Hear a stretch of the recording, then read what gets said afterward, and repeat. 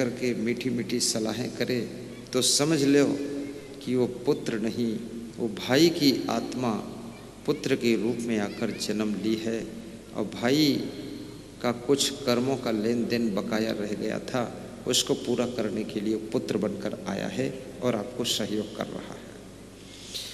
और जब आपका पुत्र बचपन से बहुत बीमार रहे और 20 साल तक उम्र तक बीमार बना रहे और खूब नशा करे, खूब क्रोध करे, कहना न माने, मनमानी करे, इधर उधर घूमता रहे, पैसे बर्बाद करे, काम न करे, तो समझ लेना कोई पूर्व जन्म का शत्रु आत्मा है जिसके साथ में कुछ कर्म चक्र अधूरा रह गया था।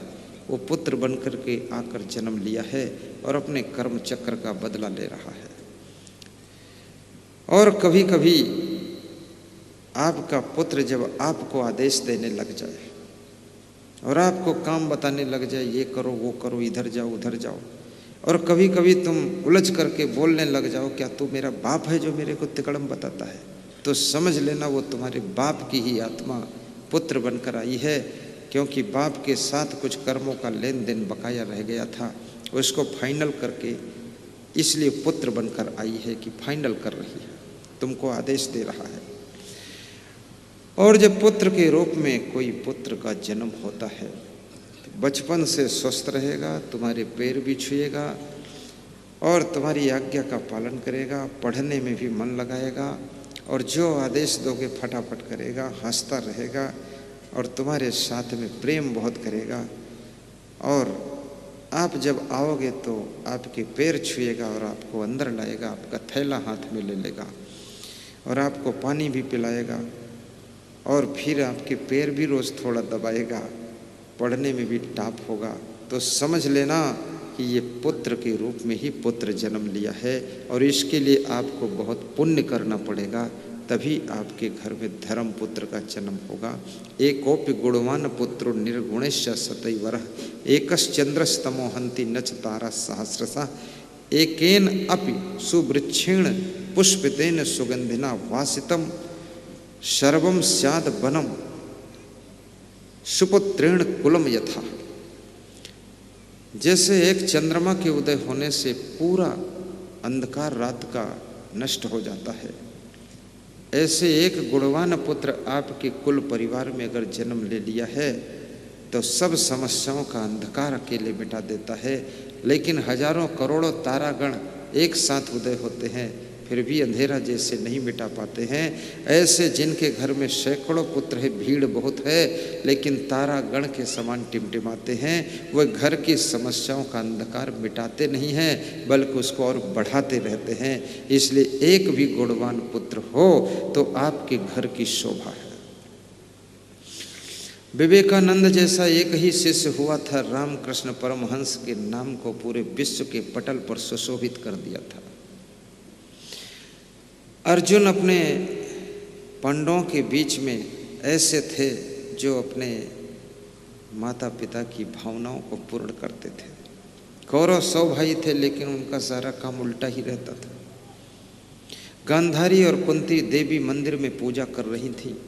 आकाशवाणी हुई कल सवेरे 4 बजे ब्रह्म मुहूर्त में, गांधारी और कुंती दोनों में से जो भी 5 फूल सोने के देवी मंदिर में पहले चढ़ाएगा उसका बेटा राजा होगा। गांधारी हंसती हुई घर को आती है और दुर्योधन को बताती है। दुर्योधन फट से 5 फूल सोने के रेडी करा कर दे देता है। कुंती जब घर पहुंचती है तो उदास होकर के बिस्तर पर लेट जाती है, भोजन भी नहीं बनाती है कि मेरे यहाँ 5 फूल सोने के कहाँ से मिलेंगे, गरीबी है। भीम को भूख लगती है, आते हैं, कहते हैं माँ भोजन बनाया क्यों नहीं, मुझे गुस्सा आएगी, चूल्हा फोड़ दूंगा, मुझे भूख लगी है, तुम लेटी हो।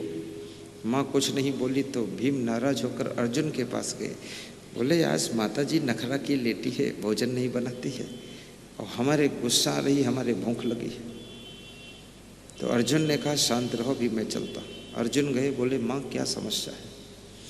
माँ ने कहा 5 फूल सोने के चाहिए, आकाशवाणी देवी मंदिर में हुई। बोले 5 फूलों के लिए इतना दुखी हो तुम, उससे ज़्यादा मिल जाए तो?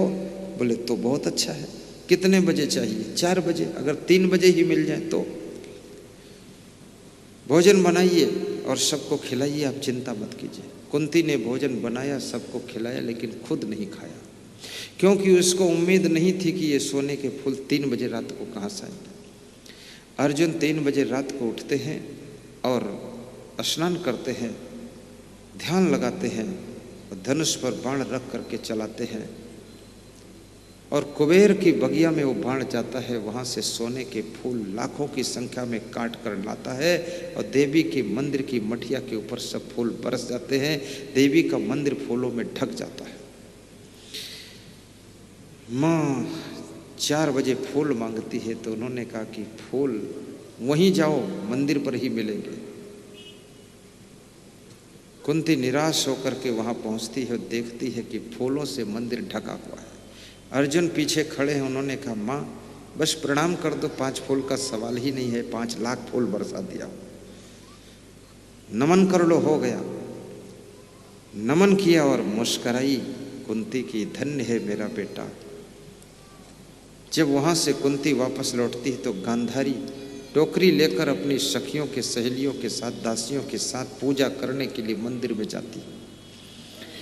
वापस लौटते हुए कुंती से मिलन होता है तो गांधारी ने पूछा कि बहन क्या तुमने पूजा कर दी? बोले हाँ पूजा हो गई। फूल मिल गए आपको? 5 फूल।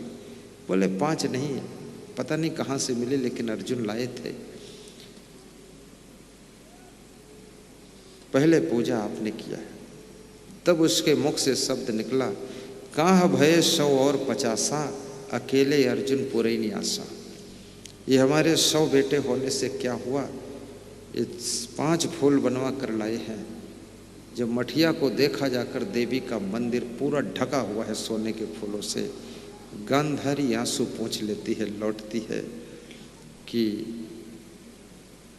कलाकार गुणवान, महान और बुद्धिमान एक भी पुत्र काफ़ी है घर की उन्नति के लिए, घर की शांति के लिए। समझदार, बुद्धिमान, विद्वान, वैराग्यवान एक भी शिष्य काफ़ी है आश्रम को चमकाने के लिए। कहावत है गांव भर जोगी मठ उजाड़ है। मैं बनारस में एक मठ में रात रुका तो जिस बिल्डिंग में हमको ठहराया वो बिल्डिंग लगभग 30-40 लाख की थी। जब सवेरे में जागा और देखा तो उसके सामने 1-1 फीट ऊंची घास लगी हुई थी। फिर साधुओं को देखा, वहाँ के साधु, उनके खोपड़ी में सब 2-2 फीट के लंबे बाल लगे थे और कोई अपने कमरे में तबला बजा रहा, धन्नुक धन्नुक, कोई ढोल बजा रहा, कोई मजीरा किनमिन किनमिन कर रहा है, कोई हारमोनियम में आ कर रहा। तो मैं पूरा राउंड लिया, देखा। और हमारे साधु लोग स्नान की टोटी पर गए तो वहाँ इतनी काई लगी थी, फिसल फिसल कर 2-3 साधु धड़म धड़म गिरे और बताया कि गुरुदेव 3-4 लोग तो गिर गए, हम आप थोड़ा संभल के जाना। तो साधुओं से मैंने कहा कि तुम कितने लोग हो? बोले संख्या तो ऐसे 200 है, लेकिन इस समय 150 है। तो मैं कही ढोले पीटते हो कि कुछ काम भी करते हो? तो बोले काम नहीं करे थे, जहाँ तहाँ सब परा रहा था। अगर गिलास प्लास्टिक का लुढ़कत है तो हवाई का इधर उधर से लड़का के ले जाइए पर उठाई बनाए। हम लोग पूरा बर्बाद कर दिया मठ को। 150 जोगी मठ उजाड़, काम करना नहीं चाहते। तबला सीख रहे हैं, सरगम बोल रहे हैं, सारे गामा पाधानी पाधानी सानी धापा धानी गा रे मापा सा। ये काम कौन करे? सा सफाई कौन करे? ये तबला वाला से काम नहीं चलेगा। तो उन्होंने कहा कि आपने अभी आपकी पीढ़ी जो चल रही है, कौन सी पीढ़ी है? हमने कहा पीढ़ी और पीढ़ा सब खत्म हमारे यहाँ है। हम अपने स्तर से काम करते हैं, पीढ़ी पीढ़क कौन काम। तो उन्होंने कहा कि हमारा तो ये 300 साल पुराना मठ है। तो हमने कहा हमारा तो अभी नया है, 30 साल हुई है। बोले नाम बहुत हो गया आपका। हमने कहा तुम्हारी इतना तबला नहीं धुन के, हम काम करो, सेटिंग करो, मैनेजमेंट करो, बौड़म बने हारमोनिया बजावत खाली।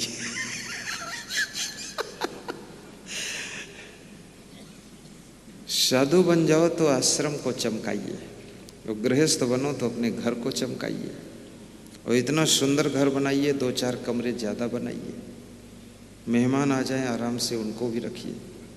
और साधु बनो तो आश्रम भी अच्छा बनाइए, उल्लुल जुल्लुल अलवा जलवा तिकड़म, इधर गंदगी उधर सब उल्टा पल्टा पाइप लगावत, दरवाजा छोट बड़ा रखत में खोपड़ी लड़त, ये सब क्या बना रहे हो? ठीक ठाक काम करो, सबसे अधिक बुद्धिमत्ता को प्रकट कीजिए। हमारा आश्रम बन रहा था नेपाल बॉर्डर पर, पहला इंजीनियर तो सीतापुर का जुटा, फिर हमने देखा इसकी बुद्धि कम है कुछ, तो उसको हमने कहा ठीक है बस।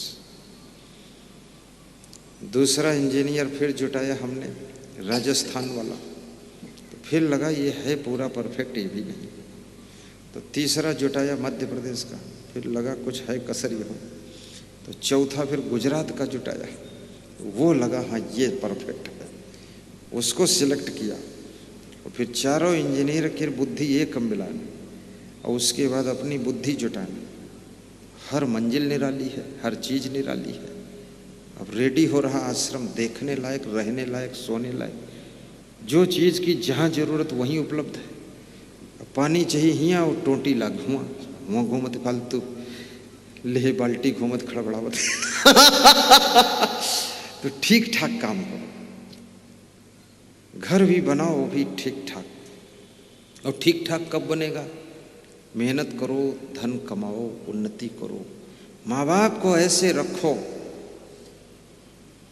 जैसे जिंदगी में कभी उनको आराम न मिली हो, सुख से रखिए। श्रवण कुमार अपने माँ बाप को कंधे पर लाद करके चारों धाम की यात्रा, तीर्थ स्नान कराते थे। तुम कंधे पर मत ला दो, लेकिन गाड़ी में बिठा करके उनको तीर्थ स्नान, और तीर्थ में मत ले जाओ, कम से कम मदारनगर के सत्संग में ले आओ। लेकिन न तुम खुद तीर्थ में जाओगे, न खुद मदारनगर के सत्संग में आओगे, तुम रोज कहाँ जाओगे? बस आइए, देखिए, ठहरिए, यही है मधुशाला, और जी भर के पीजिए और बन जाइए गधाशाला। बेटा गया पाठशाला, बाप गया मधुशाला, और घर बन गया नरकशाला। कभी भी शराब मत पियो, जाम पर जाम पीने से क्या फायदा, रात बीती सुबह को उतर जाएगी। फकीरों की प्याली को पी ले जरा, तेरी सारी जिंदगी सुधर जाएगी। सत्संग का नशा चढ़ना चाहिए। अभी हमारे श्री कन्हैया लाल कुशवाहा जी बता रहे थे, और जगरूप कुशवाहा जी कह रहे थे, ऐसे लोगों को भी देखा हूं कि जेब में मोबाइल रखते हैं और लीड कान में लगाते हैं, अब काम करते रहते हैं, वो आपका प्रवचन सुनते रहते हैं। हमारे साथ में भी एक ऐसा जिज्ञासु है, वो खोपड़ी में रूमाल बांध के उमा मोबाइल खोपड़ी के ऊपर बांध देते, और उसके बाद काम करते रहा तो मोबाइल खोपड़ी के ऊपर बजा तो प्रवचन सुना करते। बहुत दीवाना हो गया। एक और जिज्ञासु है साधक, तो उसका मोबाइल हमने जमा करा लिया, तो पागल बना, छत पर रोवत रहे। तो हमने कहा काहे रोवत है? तो कह रहे प्रवचन सुने के नहीं मिला थे। सिम गुरुदेव जमा कराई लो, लेकिन मोबाइल टूट फूट है, वहाँ प्रवचन ना पाई घर सुनी थे, कुछ और नहीं सुनी थे। मोबाइल दे दिया तो शाम तक फिर हंसते रहे हो, फिर सुनत प्रवचन।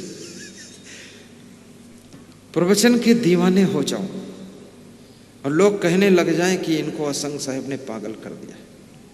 और पागल तो सभी हैं, कोई राजनीति के पीछे पागल है, कोई दारू के पीछे पागल है, कोई बकरा मुर्गा के पीछे पागल है, कोई अंडा के पीछे पागल, कोई व्यभिचार के पीछे पागल, कोई चोरी चपारी चुगली निंदा बुराई के पीछे पागल है। पागल है कौन नहीं? वो पागल सबसे महान है, जो कि गुरु जी के वाणी के लिए पागल हो जाए, उसका सारा पागलपन उतर जाता है, और वही दुनिया का सबसे बुद्धिमान व्यक्ति होता है।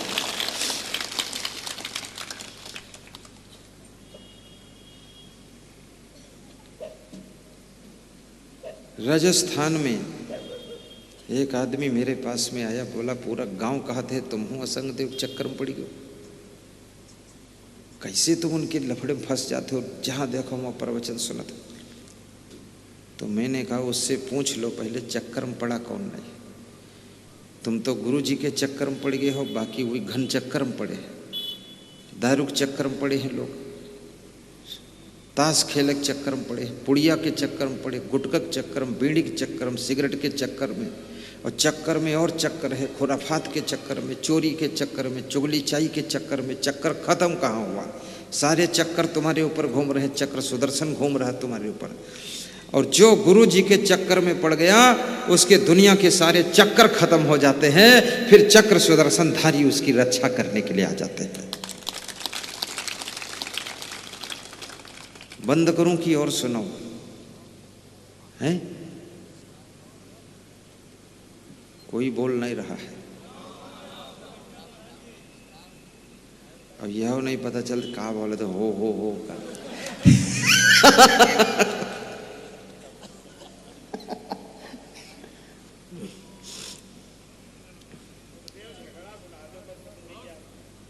पति पत्नी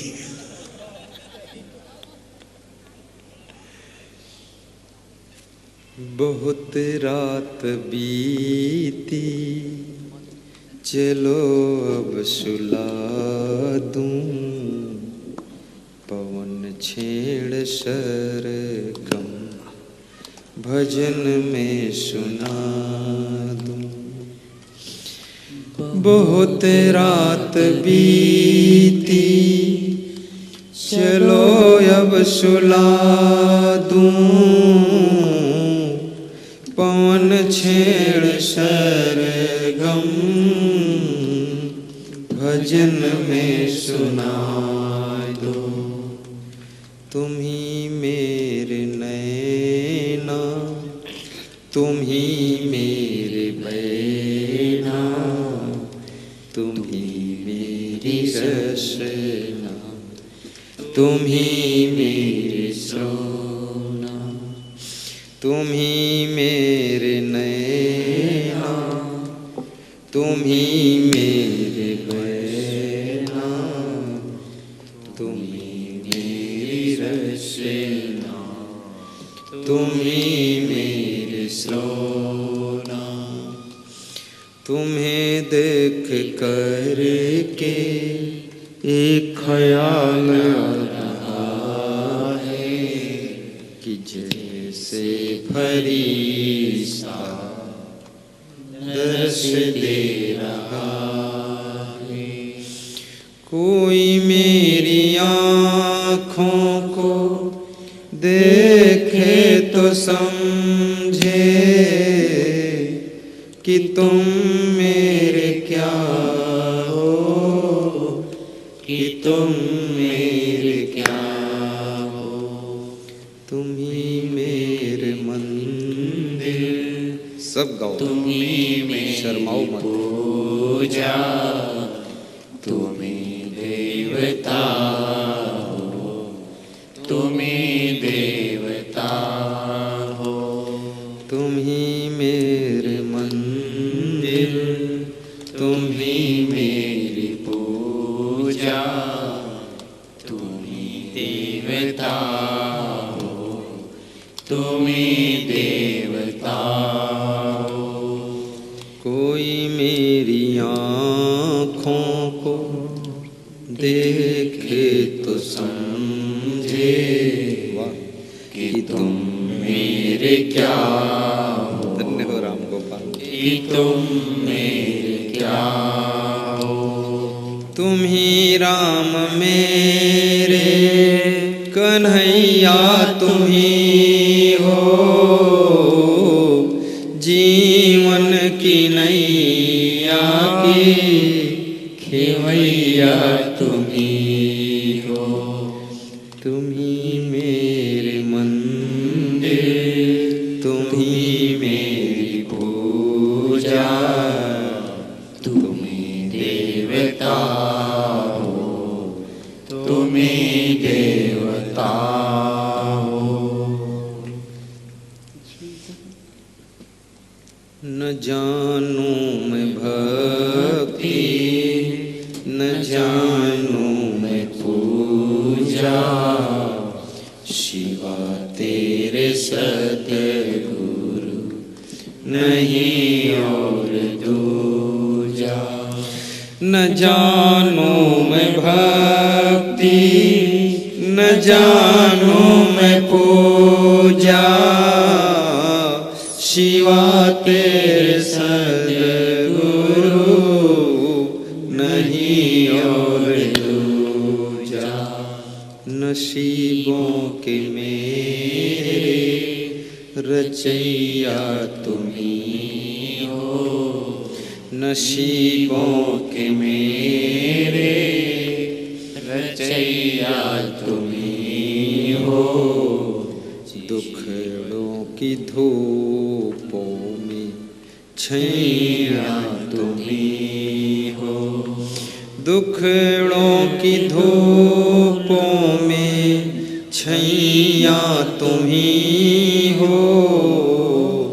तुम्ही राम मेरे कन्हैया तुम्ही हो। गाइए, दोहराइए। तुम्ही राम मेरे कन्हैया तुम्ही हो। मुझे सुनाई नहीं पड़ा कि तुमने गाया कि नहीं गाया। महिलाएं तो कुछ कुछ गा रही थी, पर समझ में नहीं आता था गौती हैं कि रोती हैं। और पुरुष लोग तो महिलाओं के सहारे पार हो गई गाड़ी। वो कैमरा चलाने वाला बहुत खुश है, वो भी इंतजार में है कि हमको भी कोई महिला मिले तो हमारी गाड़ी पार करे, इसीलिए खुश ज्यादा। मिल जाएगी आपको, आशीर्वाद देंगे, ठीक नहीं, शर्माना मत। अच्छा आदमी है, बहुत सीधा है। हमारे साथ जितने कर्मचारी हैं वो भी सब बहुत भक्त ही हैं, सब भक्तों के बच्चे हैं। और इन लोगों ने अपने आप कंठी खरीदी पहले ने, हम तो गुरु मंत्र दिए नहीं, खुद ही गुरु चेला बन लिखने अपने आप, श्रद्धा से सेवा करते हैं। ये इतना बड़ा मंडप है, ये 5 घंटे में उतार के लाद के चले जाएंगे, बिल्कुल युद्ध स्तर से कार्य करते हैं। और 6 घंटे में लगा के खड़ा कर देते पूरा पेट। केवल यहाँ की जमीन है, बाकी ये सब साथ में ही आता है। इसीलिए तो कन्हैया लाल नया कुर्ता पहने बैठे आराम से, इसमें असमंजस कुछ नहीं है। नहीं तो कहीं आयोजक मंच पर थोड़े बैठ पाता है, कुछ न कुछ तिकड़म लगे रहते हैं। इसमें तिकड़म कुछ नहीं, ऑटोमेटिक व्यवस्था है। तो गाइए, सबसे पहले पुरुष लोग गाएं और महिलाएं सुने, और आपका स्वर में देखूं आप कैसे गाते हैं।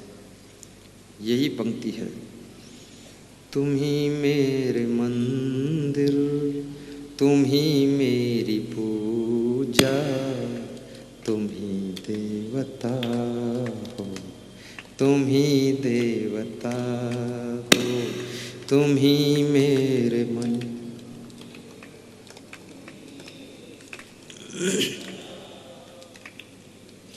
हमें लगता है ये लोग पहली बार फंसे हैं गाँव में।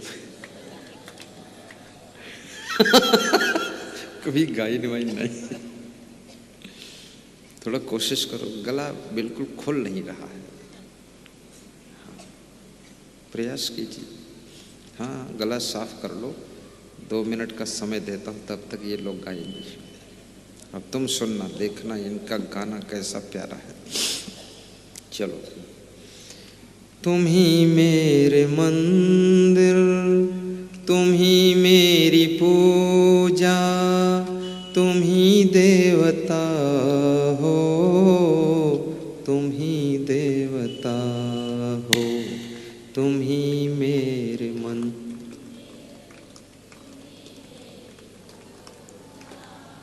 वाह,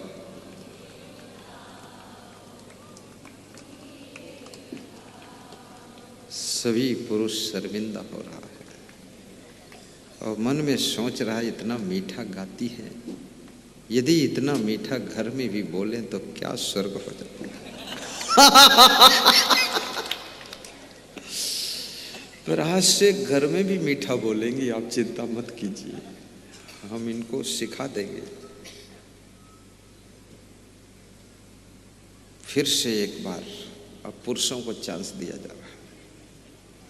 अभी तो फेल हो गए आप, लेकिन फिर से एक बार देखो क्या होने वाला है।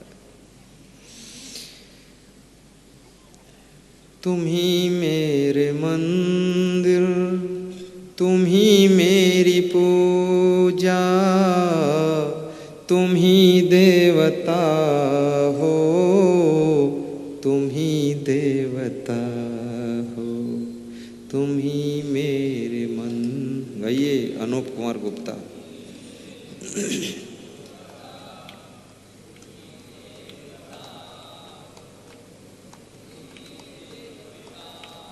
बहुत सुंदर, थर्ड पास हो गए।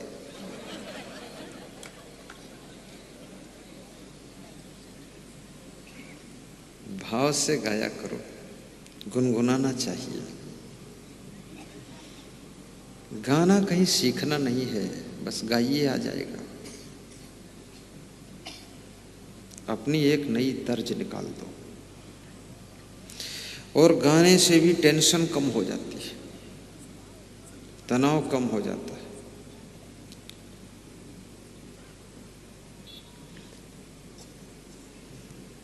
आज के 30 वर्ष पहले महिलाएं, 40 वर्ष पहले माताएं बहनें गेहूं पीसती थी चकिया में, जिसको गुजरात में चकिया को घंटी कहते हैं। तो ये भजन भी गाती थी और पीसती भी थी, और उस चकिया की आवाज के साथ में अपनी आवाज को मैच करती थी। धान कूटती थी और गीत गाती थी, खुश होकर के गेहूं पीसती थी। बर्तन मांजा करो तो भी गीत गाते गाते मांजा करो। गुरु जी पुकारा करेंगे, बर्तन मांज धोकर सही जगह पर रखा करेंगे।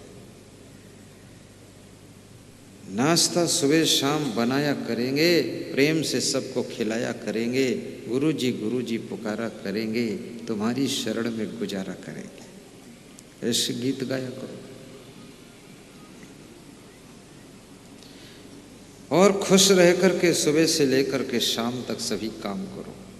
और आपका पति कभी उदास बैठा हो तो उसके पास में जा करके यही एक कड़ी गा दिया करो कि तुम ही मेरे मंदिर, तुम ही मेरी पूजा, और तुम ही देवता हो, तुम ही देवता हो।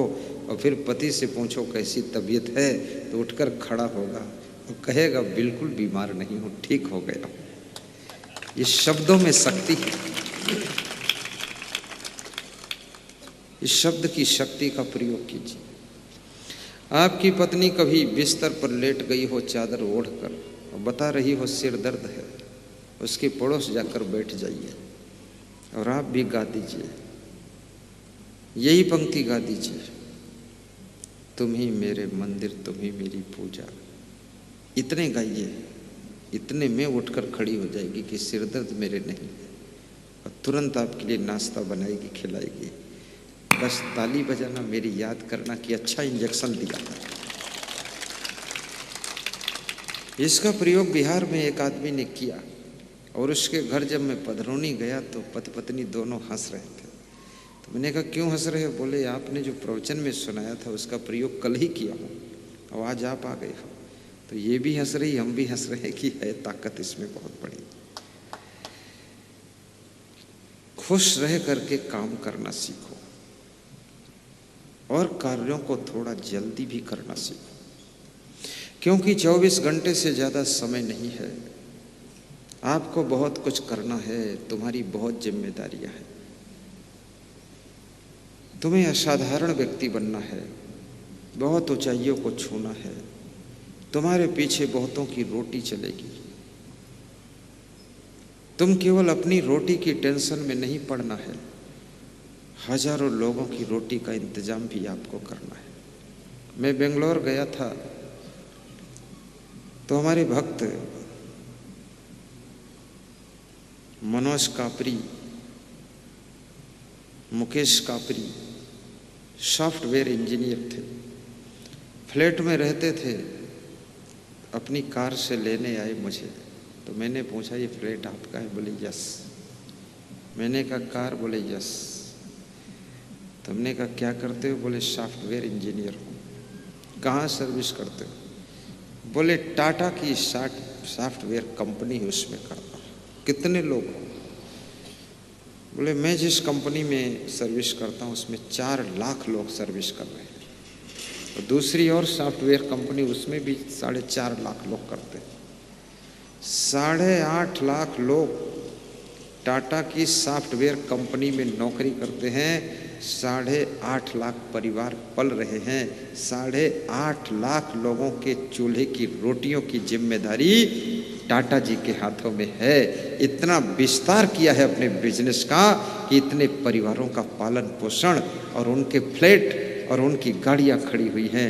याद रखना, तुम दूसरों की रोटी का इंतजाम करने के लिए पैदा हुए हो, दूसरों के लिए गाड़ी का इंतजाम करने के लिए तुम्हारा जन्म हुआ है, और दूसरों के मकान बनाने के लिए भी तुम्हारा जन्म हुआ है। तुम केवल अपनी रोटी धोती में उलझे रहो, ये तो पशुओं जैसी जिंदगी है। दूसरों को भी अपने आश्रय में लेकर के उनके परिवार के पालन पोषण का भी काम कर सकते हो।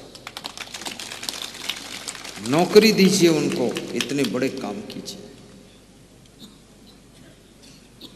आपका धंधा, आपका बिजनेस भी बड़ा होना चाहिए। कल समोसा वाले हमारे भक्त श्री, क्या नाम है आपका? हैं? ठाकुर समोसा वाले तो आए, तो हमारे भक्त जी कह रहे थे जगरूप कुशवाहा की इनके यहाँ 4-5 लोग बनाते ही रहते समोसा। तो उन्होंने कहा नहीं नहीं, 15-20 लोग जुटे रहते। अब ऐसी दुकान है कि 20 लोगों के परिवार का भी पालन वहां से हो जाता है। कोई धंधा करो, थोड़ा बड़ा करो, जिसमें और लोगों को भी सर्विस मिल सके। तुम कहाँ ये छोटे से परिवार की उलझन में, चिड़चिड़ाहट में फंसे हुए हो। और महिलाओं से भी कहूँगा, घर में चिंता और टेंशन का माहौल मत बनाइए, चिड़चिड़ा स्वभाव मत बनाइए, खुश होकर के काम कीजिए। और इतना बड़ा तुमको अंजाम देना है कि तुम्हारे आश्रय में बहुत लोगों की जिंदगी चलती रहे। ये सब घर में किचपिच करना, लड़ाई करना, झगड़ा करना, शोरगुल मचाना, तावा मांझे बद के तवा हो जाना, और थोड़ा सा काम पड़ गया उसमें मन दुखी हो जाना, नहीं नहीं, खूब काम कर लीजिए, मेहनत कर लीजिए। इस देश को आगे बढ़ाने के लिए देश के बच्चे बच्चे को मेहनत करना पड़ेगा। आज हमारे देश के अंदर 80% लोग मेहनत नहीं कर रहे हैं। उनको सरकार खाने के लिए अन्न भी देती है, गेहूं देती है, चावल देती है, नमक देती है, शक्कर देती है, मिट्टी का तेल देती है, कन्या के विवाह में भी पैसा देती है, और क्या क्या देती है, सब कुछ देती है। अब कुछ लोग ये सब पा करके निकम्मे इतने हो गए कि अब मिल ही जाता है, करने क्या जरूरत है। इससे देश बहुत पीछे जाएगा। लेकिन सरकारों के सामने भी समस्याएं हैं, पार्टियों के सामने समस्याएं हैं। एक पार्टी देती है तो दूसरी को मजबूरी में देना पड़ता है। इसमें आप ऐसा नहीं है कि आप बहुत अच्छा कर सकते हो, क्योंकि पार्टियों में कंपटीशन है। आप ज़्यादा टाइट रूल लगा दोगे, वोट नहीं मिलेगी। तो लुटाते रहो, देश को बर्बाद करते रहो। आदमी को सब कुछ दे देना चाहिए, लेकिन फोकट में भोजन नहीं देना चाहिए, तो मजबूरी से काम करेगा वो। और जिसको भोजन फोकट में मिल गया और मकान भी फोकट में मिल गया, तो खाएगा और सोएगा और देश को बर्बादी की ओर ले जाएगा। हमारे देश की बहुत सी प्रतिभाएं सब बर्बादी की ओर चली गई, दारू पीने में सब चली गई, और देश को कितना आगे बढ़ना था वो सब पीछे रह गया। सरकार का काम तो ये होना चाहिए कि 10 लेन रोड निकाले, 22 लेन की रोड निकाले। सरकार का काम ये होना चाहिए कि बिजली 24 घंटे जानी नहीं चाहिए, और बिजली की डबल व्यवस्था होनी चाहिए। अगर एक सिस्टम फेल हो जाए, दूसरा चालू करिए। सरकार का काम सुरक्षा देना है, चिकित्सा की व्यवस्था देना है। लेकिन सरकार तुम्हें गेहूं, चावल, धान और चना बांटेगी तो तुम फिर क्या करोगे? सारा बजट तो इसमें खर्च हो जाएगा तो रोडों में तो गड्ढे हो ही जाएंगे। और सरकार में बैठे हुए लोग भी मज़ेदार हैं। वो कहते हैं कि जिस तरह से वोट मिलेगी उस तरह से चोट करूँगा, नोट भी दूंगा, चोट भी दूंगा, तुमको धर के घोंट भी दूंगा, लेकिन तुमसे वोट लूंगा। तो सब बवाल चलता रहता है। बाकी देश का विकास, भारत देश जैसी भूमि सब देशों में नहीं है। बहुत अच्छा देश है अपना ये, और इस देश को आगे बढ़ने में बहुत उम्मीद है। अभी गुजरात जाइए आप, गुजरात बहुत डेवलप हुआ है। क्यों? क्योंकि वहाँ पर गुंडागर्दी नहीं है, दादागिरी नहीं है, सभ्यता है। लाखों फैक्ट्रियाँ, लाखों कंपनियाँ लगी हैं, कोई वहाँ पर बेरोजगार है ही नहीं। जो कम पढ़े लिखे हैं वो भी 15-20 हज़ार रुपये महीने कमा रहे हैं प्राइवेट नौकरी में। और यहाँ तुम उत्तर प्रदेश में प्राइवेट नौकरी करना चाहो तो कोई कंपनी फैक्ट्री है ही नहीं, कहाँ करोगे? और यदि कोई कंपनी लगा भी दे तो कंपनी में गुंडे घुस जाएंगे, उसकी मशीनें तोड़ देंगे। लफंगेबाज लोग वहाँ दादागिरी करेंगे, झंडाशाही करेंगे, हल्ला मचाएंगे, गुंडागर्दी मचा देंगे और बोलेंगे 10 लाख दो नहीं तो आग लगा दूंगा। तो कंपनी मालिक कंपनी ही उठाकर चला जाता है गुजरात की ओर कि दुष्टों से बचो। उत्तर प्रदेश के अंदर भी कम से कम लाखों फैक्ट्री, लाखों कंपनी। दूसरे देश से सामान क्यों मंगाया जाए? हमारे देश के लोग सामान बनाएं और हमारे देश के लोग सर्विस करें और देश का सामान देश में यूज हो तो हमारे देश का विकास बहुत तेज गति से होगा, क्योंकि हमारे देश का प्रॉफिट हमारे देश में रहेगा। यहाँ सामान बनाने कोई व्यवस्था नहीं। छोटी सी टार्च खरीदना है तो पता चला गुजरात से बन के आ रही है, और छोटा सा नाखून कटर लेना है तो कोरिया से बना रहा है, made in China, made in Korea. अरे नाखून तुम्हारे और काटते हैं कोरिया वाले, कमाल कर दिया। तुम्हारे नाखूनों काटे के अक्ल नहीं रही कि हम बनाई कटर। कितने लोगन देखें तो खुरपिस नाखून काटते, इतने बुद्धू आदमी। अभी रायबरेली में एक घर में पधरौनी गया, बड़ी मजे की बात हुई। तो फल लेकर आए तो हमारे संत जी ने कहा कि चाकू ले आओ फल काटे के लिए। तो हंसिया लेके आए फल काटे के लिए। तो उनके गनीमत रही, गड़सा नहीं लाओ खैर। और उसी रात के प्रवचन में फिर उनका उदाहरण सुनाया हमने कि एक चक्कू भी इंतजाम नहीं। कितना लोग पिछड़े हुए हैं। और भौतिक उन्नति के साथ साथ में आध्यात्मिक उन्नति भी होनी चाहिए। आप कितने ही धनवान बन जाओ लेकिन शांति नहीं मिलेगी। कितना अच्छा मकान बना लो, शांति नहीं मिलेगी। कितनी महंगी गाड़ी में चलो, शांति नहीं मिलेगी। दुबई में गया था तो पोपट भाई ने हमको आमंत्रित किया था। 4 करोड़ की गाड़ी में बिठाकर 5 दिन हमको उन्होंने जहाँ जाना होता था कार्यक्रम में ले जाते थे। 4 करोड़ की गाड़ी। तो हमने कहा पोपट भाई बहुत महंगी गाड़ी है। बोले इस तरह की 4-5 गाड़ी है। हमने कहा तो मैं हंस दिया। तो बोले हंसने की बात नहीं गुरुदेव, और महंगी, इससे भी महंगी लेने वाला हूँ, लेकिन शांति नहीं है। तो मैंने कहा रात में सत्संग सुना देता हूँ थोड़ा परिवार वालों। तो 1 घंटे सत्संग सुनाया फैमिली के लिए। तो बोले आज पहली बार शांति मिली। और बोले हर साल आइए, पूरा खर्चा दूंगा, और ये नवयुवक लड़के हमारे सुधर जाएंगे आपके प्रवचन से। अशांति इन्हीं कारण हुई है और ये वाणी से सुधरेंगे। तो उनके लड़के बोले कि हम भी सुधरेंगे और पापा भी थोड़ा सुधरेंगे, क्योंकि दिन भर ये चिड़चिड़ा स्वभाव रखते हैं, तो इनके पास कोई बैठना नहीं चाहता। तो उन्होंने कहा मैं तो आधा पागल हो ही गया हूँ, क्योंकि बहुत दुख उठाकर उन्नत किया। अब ये लड़के लोग सही काम नहीं करते तो मेरा दिमाग गर्म होता है।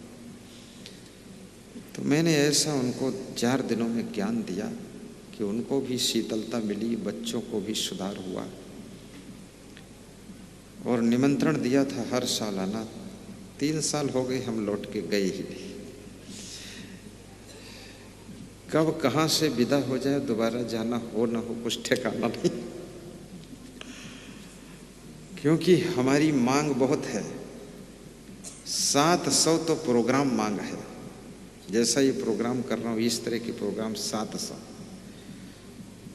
और एक एक घंटे 2-2 घंटे की पधरौनी की मांग करीब करीब वो 2-2.5 हजार पधरौनी मांग है। सब भारी पड़ी डायरी। वो महाराज जी 3 महीने से पधरौनी लिख रहे हैं डायरी में। वो महाराज जी ड्यूटी वही, बाबा देख लो इधर बेटा, उसी में लगे हैं। कह रहे हैं अभी 2-3 महीना और लिखेंगे। हर प्रदेश की अलग अलग बन रही है।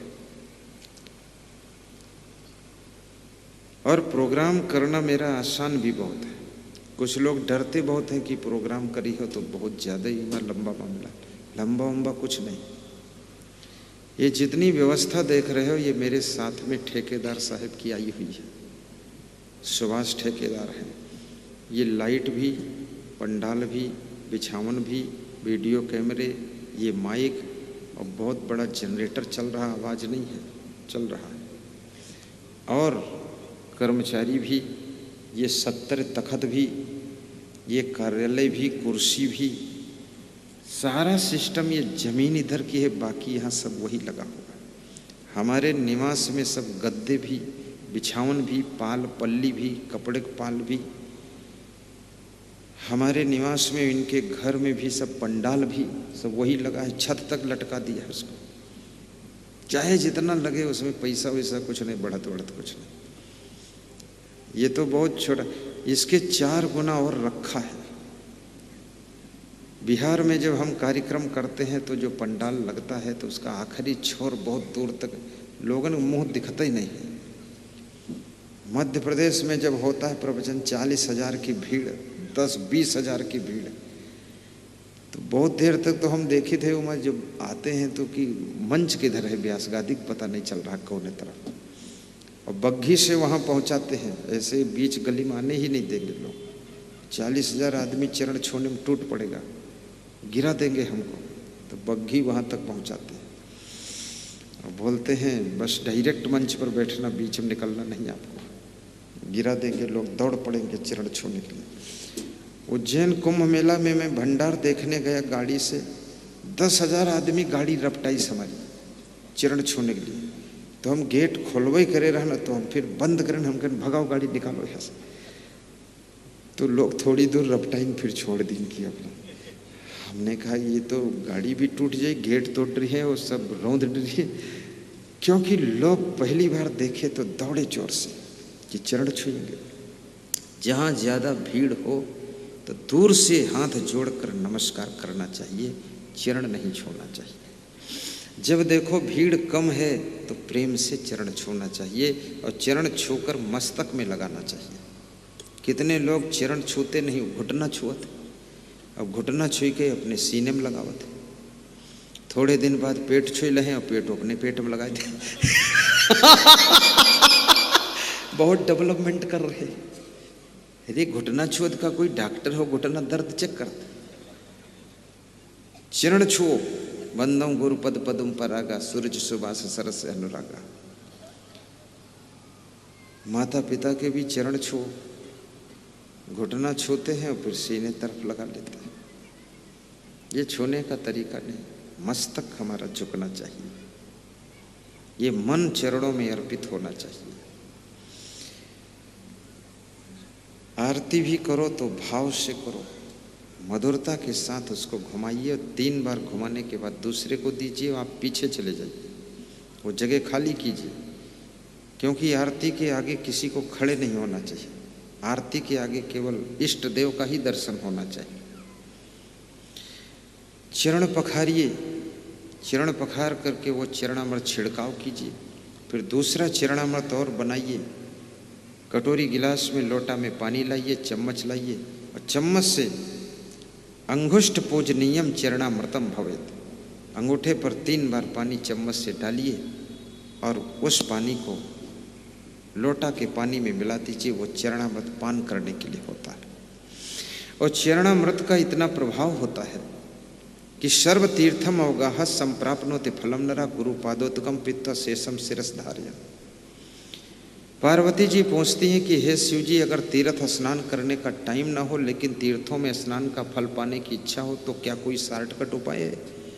तो शिव जी कहते हैं कोई महान सदगुरु के चरण को पखार करके एक बूंद चरणामृत पान किया जाए और शेष सिर पे लगा लिया जाए तो सब तीर्थों में स्नान करने का फल इसी से मिल जाता है।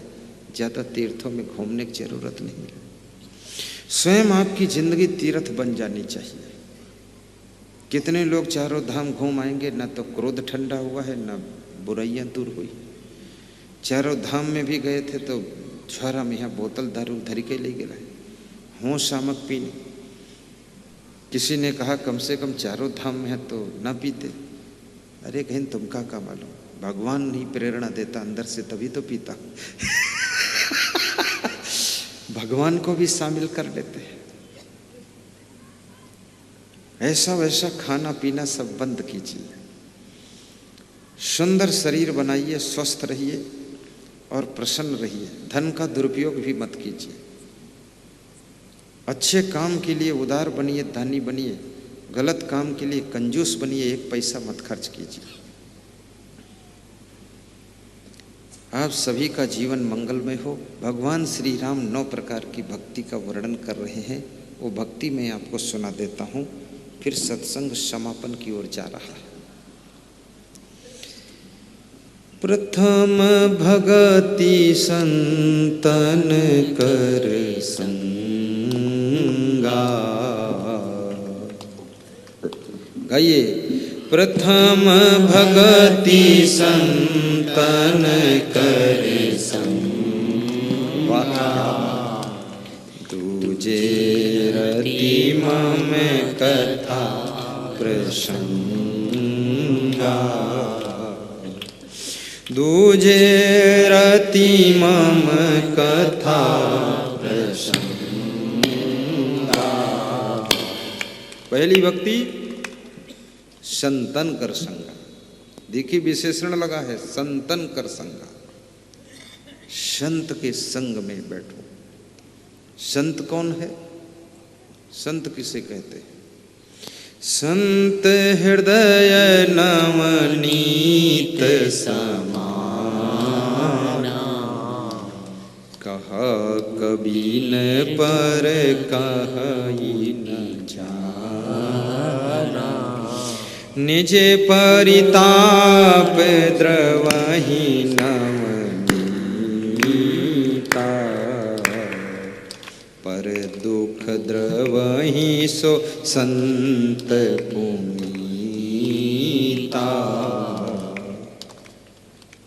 दूसरे के दुख को देखकर जो पिघल जाए वो संत है।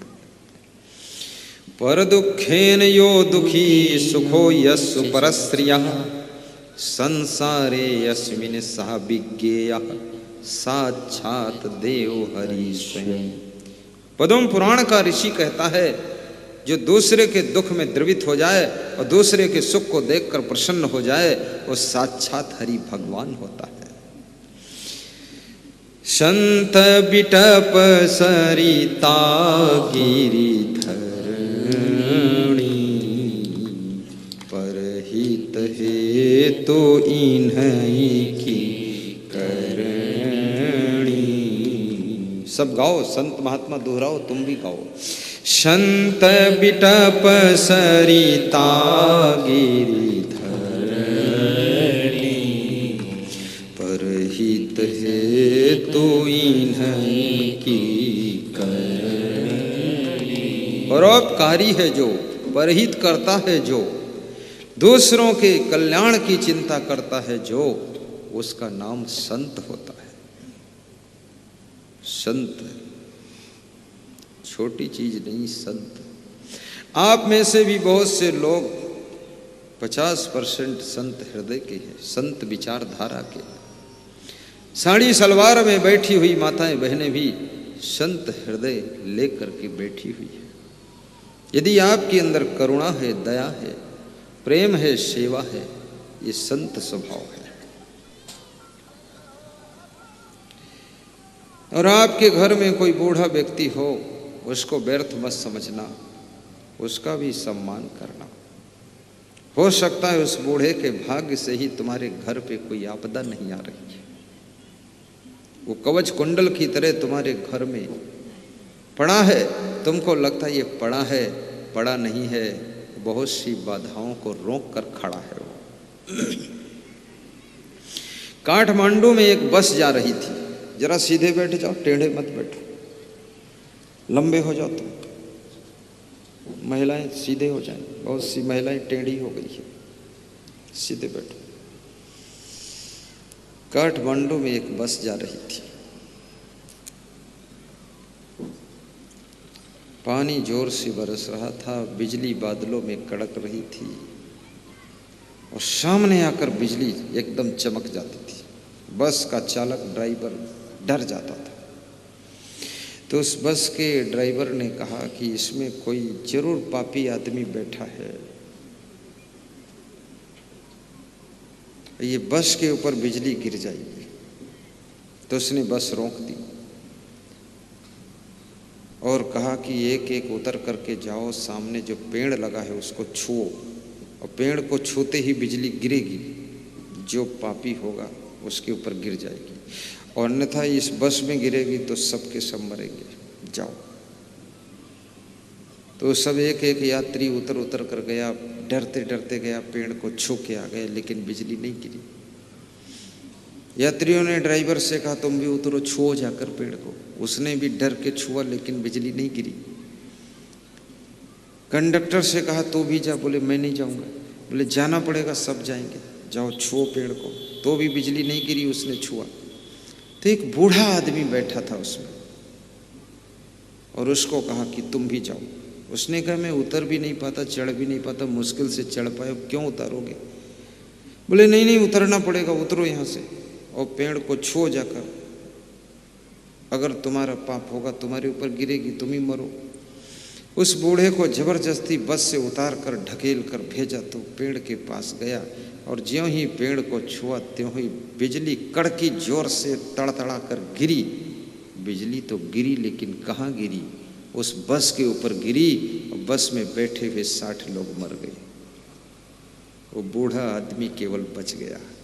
याद रखना, तुम्हारे घर में ऐसे कोई बूढ़ा आदमी रहता है, ससुर के रूप में, सासू के रूप में, माता पिता के रूप में, दादा दादी के रूप में, तो हो सकता है उसके ही बदौलत तुम्हारे घर में कोई आपदा की बिजली नहीं गिर रही है। उसको निकाल कर बाहर मत कर देना, नहीं तो आपत्तियों की, दुखों की बिजली तुम्हारे घर में गिरना शुरू हो जाएगी और सारे लोग दुख में जल कर राख हो जाओगे। प्रथम भगति संतन कर संगा। शार्ट में ले लेता हूँ, टाइम ज्यादा हो जाएगा। दूजे रति मम कथा प्रसंगा। दूसरी भक्ति मेरे कथा प्रसंगों में प्रेम करो। प्रवचन कहीं हो रहा हो, प्रेम से जाकर सुनो। तीसरी भक्ति गुरु पद पंकज सेवा, तीसर भक्ति यमा। गुरु के कमल रूपी चरणों की सेवा करना, निर्मानता पूर्वक, अभिमान से नहीं। सौभाग्य मानना कि आपके चरणों की सेवा मिली। सेवा तो संसार में सबको करना पड़ता। कोई गाय की सेवा कर रहा, कोई भैंस की कर रहा, कोई बकरी चराने की कर रहा, और कोई गधों की सेवा कर रहा, कोई घोड़ों की सेवा कर रहा, कोई हाथी की सेवा कर रहा। और तुम्हारा सौभाग्य है जो कोई गुरु की सेवा करने को मिली है। ये किस्मत मानना चाहिए, उसमें अभिमान नहीं आना चाहिए। गुरु पद पंकज सेवा। गुरु के पद में पंकज शब्द का विशेषण लगाया गया। पंकज माने कमल होता है, जिनके चरण कमल हैं उनकी सेवा कीजिए। चरण कमल, पद कमल, कर कमल, नयन कमल, मुख कमल। कमल शब्द कितना महत्वपूर्ण है, ये कमल शब्द का प्रयोग क्यों किया गया?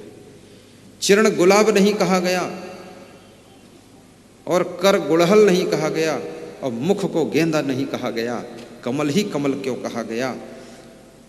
जिसके चरण गलत स्थान पर कभी चल करके नहीं जाते हैं, हमेशा पवित्र स्थान की ही यात्रा करते हैं, वह चरण कमल होते हैं, वह चरण कमल होते हैं। जिन हाथों से कभी गलत काम नहीं हुए, हमेशा अच्छे काम सत्कर्म होते हैं, वे कर कमल होते हैं। और जिस मुख से हमेशा अमृत वचन निकलते, वो मुख कमल होता है। और जिन आँखों से हमेशा अच्छी चीज़ों का दर्शन किया जाता है वे नयन कमल होते हैं। याद रखना, जो आंखें चंचल हैं वे कमल का रूप नहीं बन सकती है। इसलिए बहुत लोग उद्घाटन करते हैं पुल का, पुलिया का, सड़क का, और लिखते हैं कर कमल, और उसमें से 20% पैसा खा लिया है। तो ये कर कमल नहीं है, ये कर कांटा है, उसी में से खा लिया है। ईमानदारी हो जिन हाथों में, वो कर कमल हो सकता है। तो ऐसा गुरु होना चाहिए कि उसका जीवन कमल सरीखा हो, उसके जीवन में लसड़ फसड़ काम ना हो, कोई नशा व्यसन ना हो, कोई प्रकार का भोग विलास ना हो, सात्विक जीवन हो, उच्च विचार हो, पवित्रता हो, नियम संयम हो, लफाड़ा न पालता हो, शुद्ध ब्रह्मचारी हो, वैराग्य में मजबूत हो। ऐसा गुरु ही आपका बेड़ा पार कर सकता है। उसके चरण कमल की सेवा से आपके आचरण पवित्र हो सकते हैं, और आप उसके चित्र की पूजा से तुम्हारा चरित्र सुंदर बन सकता है। ऐसे गुरु की पूजा करना और सेवा करना।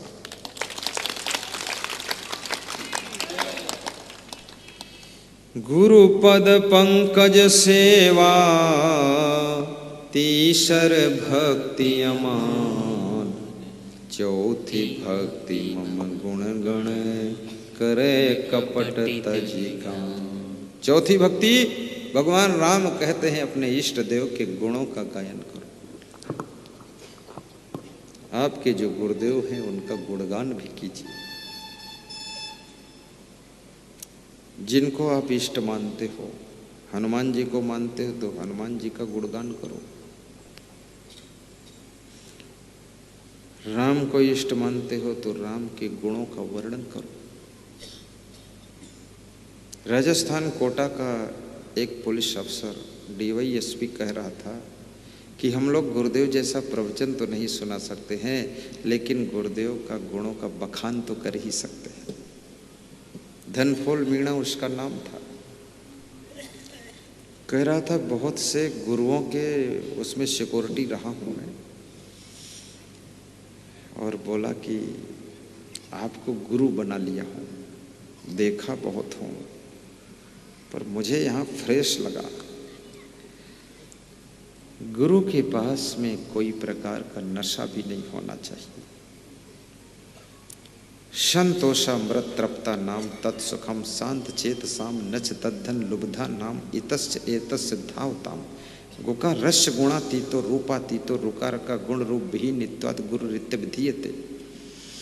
पाखंडिना पापरता नास्तिका भेद बुद्धया स्त्री लंपटा दुराचारा कृतज्ञा बक व्रतया कर्म भ्रष्टा क्षमा नष्टा निंद तर्कय शिवादिना कामिना क्रोधीनश्च हिंस्राश्चंडा सदा ज्ञान लुप्ता न कर्तव्य महापापास्तथा प्रिय एभ्य भिन्नो गुरु सेव्य एक भक्त विचारिचा यस्य दर्शन मात्रेण मनसा स्यात् प्रसन्नता स्वयं भूया धृति शांति सा भवेत परमो गुरु सर्व संदेह संदोह निर्मूलन विचक्षणा जन्म मृत्यु भयोगनो सा भवेत परमो गुरु ज्ञानम वैराग्यम ऐश्वर्यम यशा श्री समुदाहर्तम खड्गुणे ऐश्वर्युक्तो ही भगवान श्री गुरु प्रिय। गुरु निर्मल शांता साधुओ मित भाषणा सदाचारा जितेंद्रिय। गुरु कैसा होना चाहिए, गुरु के लक्षणों के श्लोक बोला हूँ स्कंद पुराण से, जो शिव जी ने पार्वती को समझाया था। ज्ञानहीनो गुरु त्याज्यो मिथ्यावादी विडम्ब का सो विश्रांति न जानात पर शांति करोत क्यों। अज्ञान तिमिरांधस्य ज्ञानांजन शलाकया चक्षुरुन्मीलितम् येन तस्मै श्री गुरुवे नमः। गुरु पादोदकम पानम गुरु रुच्छिष्ट भोजनम गुरु मूर्ते सदा ध्यानम गुरु नामनम सदा जपा। गुरु भाव परम तीर्थम अन्य तीर्थम निरर्थकम सर्व तीर्थमयम देवी श्री गुरोश्चरणाम्बुजा। ये सारे श्लोक स्कंद पुराण के हैं। आज समय नहीं तो इसकी व्याख्या आपको सुनाता। ये तो 3 दिन प्रवचन इन्होंने कम रखा, कम से कम 30 दिन का होता तो रोज चलता रहता, और 30 दिन भी सुनाऊं तो नया नया टॉपिक ही आएगा। इतने सब्जेक्ट है जिन पर बोलना बहुत लंबा समय मांगता है, लेकिन मैं तो सोचता हूँ गागर में सागर भी भरा जा सकता है, कम समय में भी काम को थोड़ा पूरा किया जा सकता है। और आज के युग की व्यस्तता की दृष्टि से तो 3 दिन भी बहुत है, 1 दिन भी काफ़ी है। अभी हमारे माधवगंज के भक्त लोग आए हैं, कह रहे थे पहले 2 घंटे का समय दीजिए, हमारे यहाँ वही बहुत है। 2 घंटे के बाद फिर आपका प्रोग्राम बढ़ाएंगे हम। और प्रोग्राम करना चाहें आप तो बड़ी आसानी से हो सकता है। एक नंबर बता देता हूँ, उस नंबर से प्रोग्राम मिलेगा 9754672282। नोट कर लेना, याद कर लेना, 9767